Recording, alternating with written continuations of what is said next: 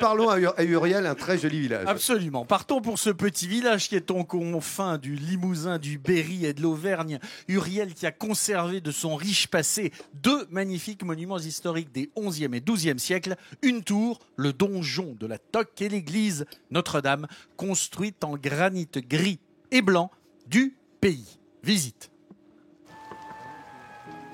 En plein cœur du pays charolais se dresse le donjon d'Uriel, dernier vestige du château fort qui encerclait la ville au XIIe siècle.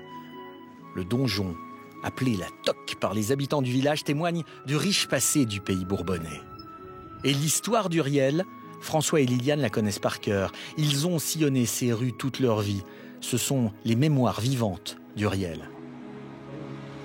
En bon enfant du pays, ils savent que c'est depuis le haut du donjon qu'on a la plus belle vue sur le village. Et c'est vrai que tout là-haut, le panorama invite à la contemplation. D'ici, on découvre le bourg, encerclé par la nature, ses toits en petites tuiles typiquement bourbonnais et son église Notre-Dame. Uriel, ancienne place forte médiévale, a tout du village où il fait bon vivre. On est fiers de notre village. Sur la beauté, c'est quand on le voit d'en haut de la Toque, c'est superbe.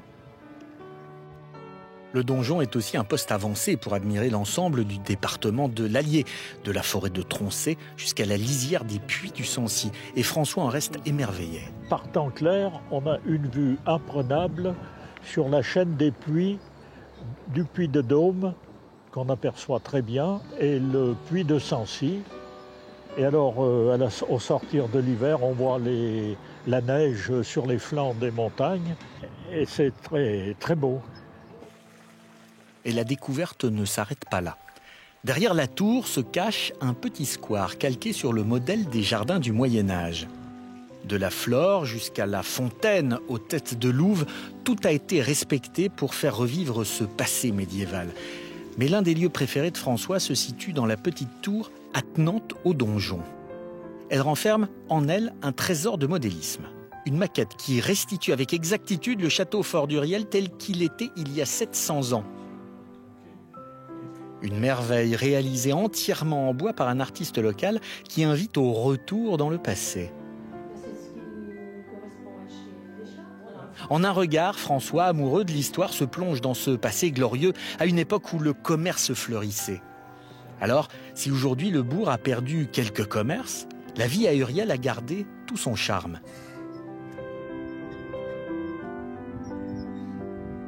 Et au détour d'une rue, Liliane arrive devant une boutique qu'elle connaît bien, une huilerie créée par ses parents en 1938 et qu'elle a tenue avec eux. De l'autre côté de la vitrine, c'est sa vie qui défile. Je vois un peu de ma vie, de mon temps, quoi. Ça rappelle beaucoup de souvenirs, évidemment. Hein. Puis j'ai passé toute ma vie là, alors tout est derrière, quoi.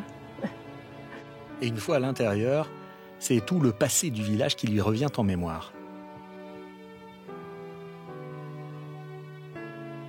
Ça fait drôle, ça a changé, en mieux quand même. Hein. C'est toujours émouvant d'avoir gardé les anciens souvenirs, quoi, de jeunesse. Mais Liliane n'est pas nostalgique, elle veut que son village vive. Alors, elle se réjouit de voir s'installer de nouveaux commerçants comme Michel. Il y a 3 ans, il a quitté l'Ain pour ouvrir une pizzeria dans le bourg. Et c'est un changement de vie qu'il ne regrette pas. Mais en fait, la réalité, c'est qu'on est bien là où il y a des braves gens. Oui, voilà, c'est ça. C'est ça la vérité. Ouais, c'est ça. Ce qui lui plaît ici, c'est la gentillesse et l'hospitalité des Uriellois. Absolument, absolument.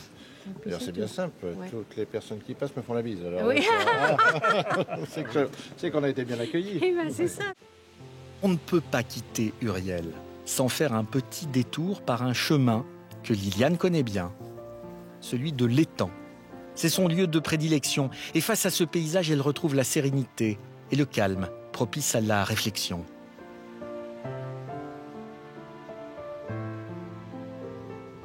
C'est très agréable.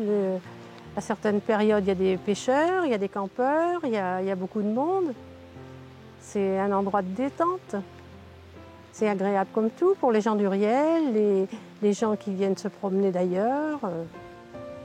François et Liliane continueront de se retrouver ici pour se remémorer leurs souvenirs communs, ceux de deux vies et ceux d'un village qui sait prendre son temps au fil de l'eau.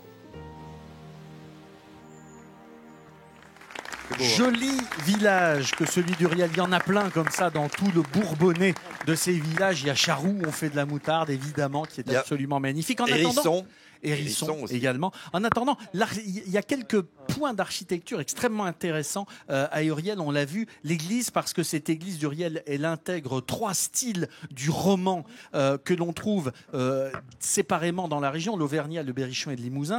Le donjon, qui est carré, c'est un exemple d'architecture civile romane également, vestige du château fort. Et ce genre de donjon est extrêmement rare également. Et puis, à Uriel, il y a eu 2 personnages célèbres qui sont nés ou passés. Le premier, c'est Jean de Brosse, qui était un compagnon de Jeanne d'Arc, compagnon d'armes de Jeanne d'Arc avec laquelle il a libéré Orléans. Et puis, il y a eu George Sand, qui est passé par là et qui, dans son roman Les Maîtres sonneurs, a prénommé un de ses héros Uriel parce qu'elle avait adoré le village.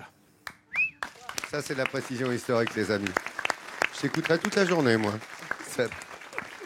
Depuis que tu as eu ton prix hier comme meilleur journaliste du patrimoine, eh ben on comprend vraiment pourquoi. Et voilà, bravo encore.